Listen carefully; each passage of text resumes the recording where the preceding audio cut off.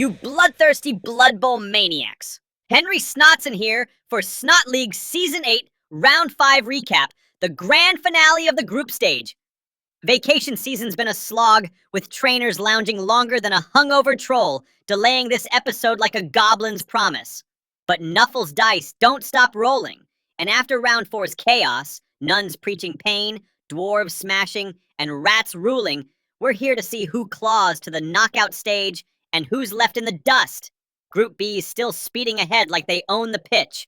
And because of that, they have to wait for others, but let's wrap this group phase with a bang. Strap in, and let's see who survives the final group frenzy. Our chaos advocates from Hung Jury have had a rough ride in this group. Objections denied left and right, like a courtroom full of deaf judges. Facing their last foes, Molten Core Renegades, they came out swinging, shoving the dwarves back and landing a nasty hit on Emily Iasin. That was the last straw for the bearded brutes. Not only was a kin hurt, first group injury for the Renegades, but a dwarf woman, beaten. Unforgivable. The Renegades turned the pitch into a crimson bath, screaming, "Vengeance!" and other dwarf curses that we won't repeat on air. They battered the Hungs, grabbing the ball from a crushed carrier and piling on the pain. Halftime whistle barely stopped the massacre, saving some jury skins. Second half started with 0-0 score. The dwarves marched forward, forcing the game on the left flank, then made a shocking pass and sprint. Shocking twist made by the Nihilists. They must have practiced that. Before Hung Jury rubbed their eyes, touchdown echoed. Desperate, the jury raced against time for a tie, not to disappoint the fans with farewell loss. They rush it, and when one of the Renegades run to stop them, one of the jury grabbed him by the beard, ripping it off. As the shamed Beardy fled the pitch, the Advocates score. The draw leaves Hung Jury out, but at least they are heading to Chaos Wastelands with head held high. They kill Elf Maiden. They show that Panzer Dwarves can be hurt, while Molten Core secures B2 spot for the KO stage. Joseph Moranian's nuns close their group run on a stunning elf-crafted stage, the Marvel-clad Avalorn Stadium, a gem that's hosted FC Avalorn's Glitterati and now prancing pummelers with the aid of Willow Rosebark. The pummelers spared no gold for this farewell bash, aiming to dazzle and maybe corrupt Moranian's virtuous lot. But all that coins couldn't buy victory. The elves pressed hard, tangling the nuns in brutal clashes while one dashed with the ball, a risky move that flopped as the sisters reacted like lightning. Yet Avalorn snagged a touchdown, marking the Wanderers' first loss of a score. Shocking, but their trainer shrugged it off. Moranian reminded his squad their spot was secure. Avoiding injuries mattered more, lifting the pressure like a summer breeze. After the restart, Margot tore a hole in the defense, and Kira leapt through with a pirouette, probably forgetting the no injury memo. Landing flawlessly and sprinting for a touchdown, a move echoing Round 3's grace. Second half was a rout for the visitors. Maid 43 Quinn and her crew smashed the Elven line, paving a stroll for the ball carrier. Kira eyed for a double, but Moranian pulled her back, asking to share the glory with the team. Classy move.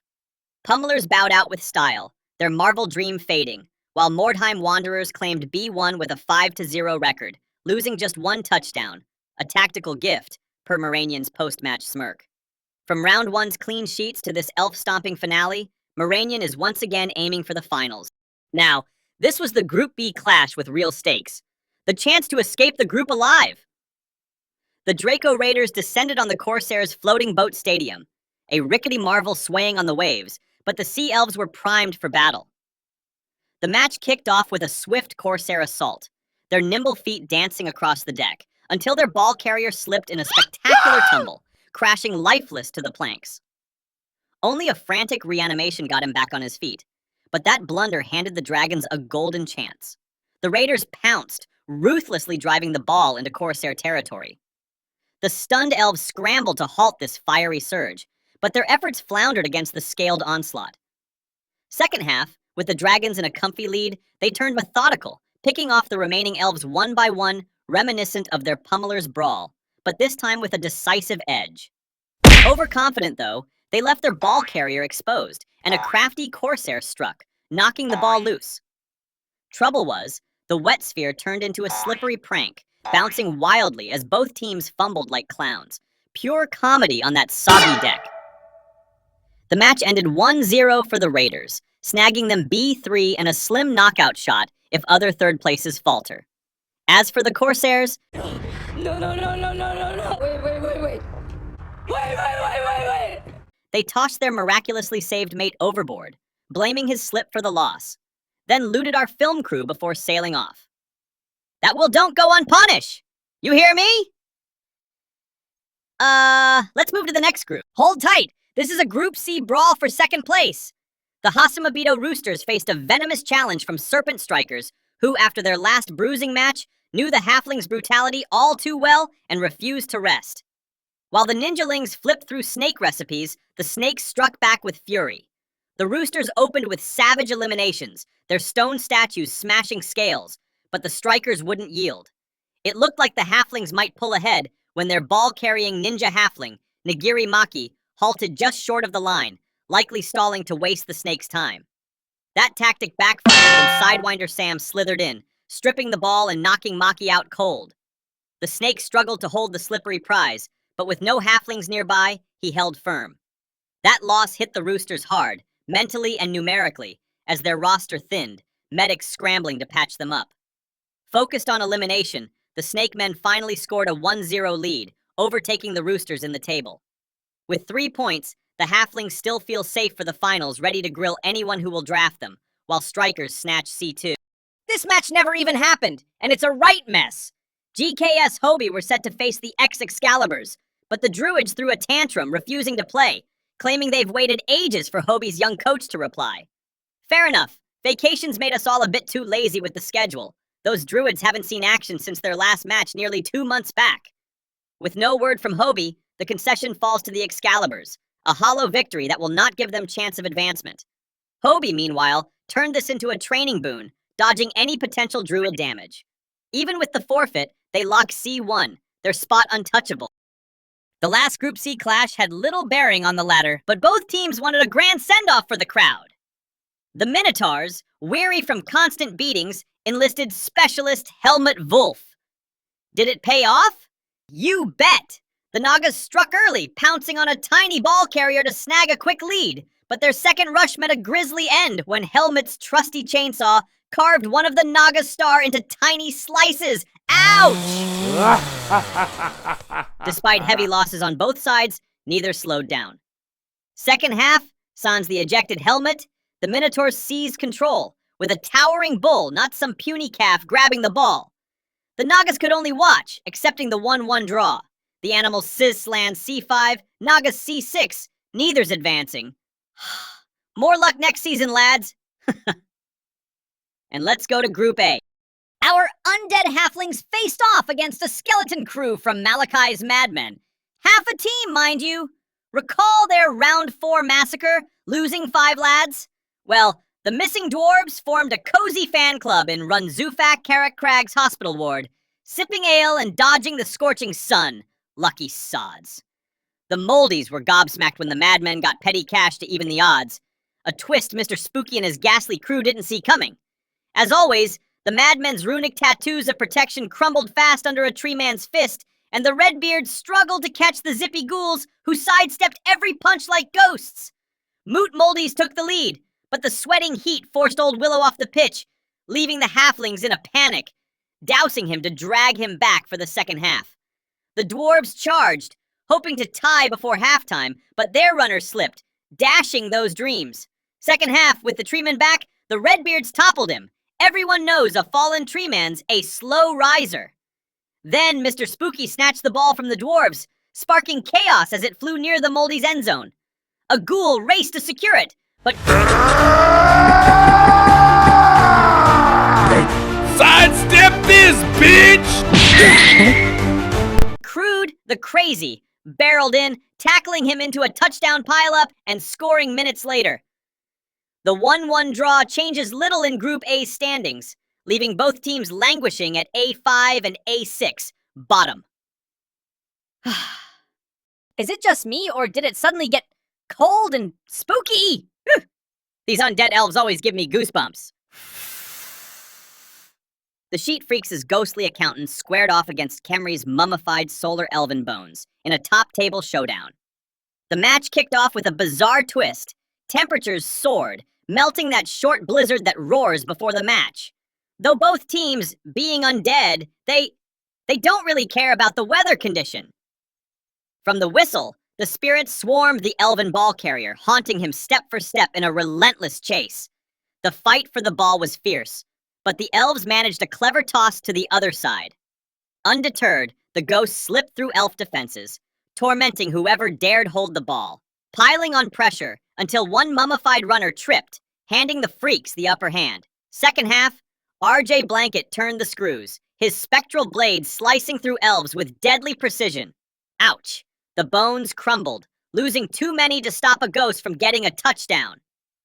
Overzealous, the spirits focused on bashing elves, botching a chance to widen their lead. The 1-0 win cements Sheet Freaks' dominance, likely A1, while Solar Elven Bones go back to the deserts of Nehakara, as 6 points leave them no chance of advancing, while Ethereals, like us, will be glued to the Rat Attack versus GKS Samurai clash. Will those rats shuffle the table? Let's find out! The final group clash carried massive weight, not just for Group A, but for Draco Raiders sweating out a favorable result. Something must have went sour in the Molder clan's locker room. Those rat ogres were wound tighter than a drum, crammed into a tiny space with their hulking frames. The samurai started calm and calculated, their demonic oni hunting the big rats, striking fear but little damage. Rat Attack showed cracks, with big rats bickering and derailing their trainer's plan, while the little ones swarmed the ball carrier, knocking the ball loose, yet couldn't convert it. The samurai seized control, scoring a touchdown to take the lead. The restart lasted seconds, ending with a rat ogre's flashy pirouette crashing into a brutal backflop. Ouch! In a foul mood, Clan Molder leaned on the small rats for the second half, finally scoring, though it left time for the samurai to reclaim the lead. The 2-1 win hands GKS Samurai A3 with 8 points, knocking Draco Raiders out, while Rat Attack holds A2 and Sheet Freaks lock A1. Today we have a real legend with us. Welcome, Coach Moranian. Hello, Henry. Nice to see you again, friend. Looks like you found yourself again in the KO stage, but also, you totally dominate the group, and you are one of the favorites. Feeling the pressure? Ha! Pressure is having a hung chieftain as your boss while coaching a bunch of one-legged goblins. I feel very confident in my team getting the trophy with a perfect record. All right, the group stage is toast, and the KO stage kicks off now. Here's the Bloodbath lineup. How do you like it? Just like any Blood Bowl fan. At the end of the day, who doesn't like a good old brawl?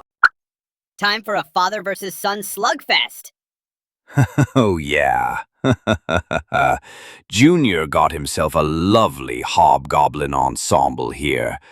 Who would have guessed that if you provide the nastiest creature alive with a knife, they could cause some nasty wounds?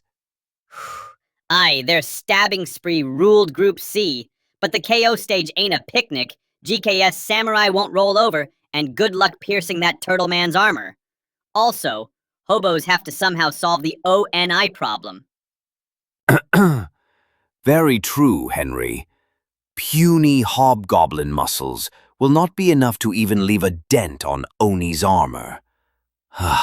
Junior will really have to outwit his father to make it further. I always knew that paperwork can turn even the kindest old ladies into some bloodthirsty freaks. Almost 5 casualties per game. These ethereals are scary not only to look but to play as well. I do not envy anyone who faces them next. Sheet Freaks! Our group phase Bashlords will face Molten Core Renegades, who lost just one Beardy. You face them. Any advices? To crack a dwarf open is no easy task, no matter what clan they belong to. Anyone but Sheet Freaks, I would advise to avoid the open confrontation, but their numbers speak for themselves. At the end of the day, under their armor, dwarves bleed just like everyone else. This unstoppable force versus immovable object. Can't wait to see the carnage! Serpent Strikers are the team that is very agile and can prevent you from dodging, but they suffered some heavy losses in the group stage. Will they survive Clash with Clan Molder team? I wouldn't bet on it.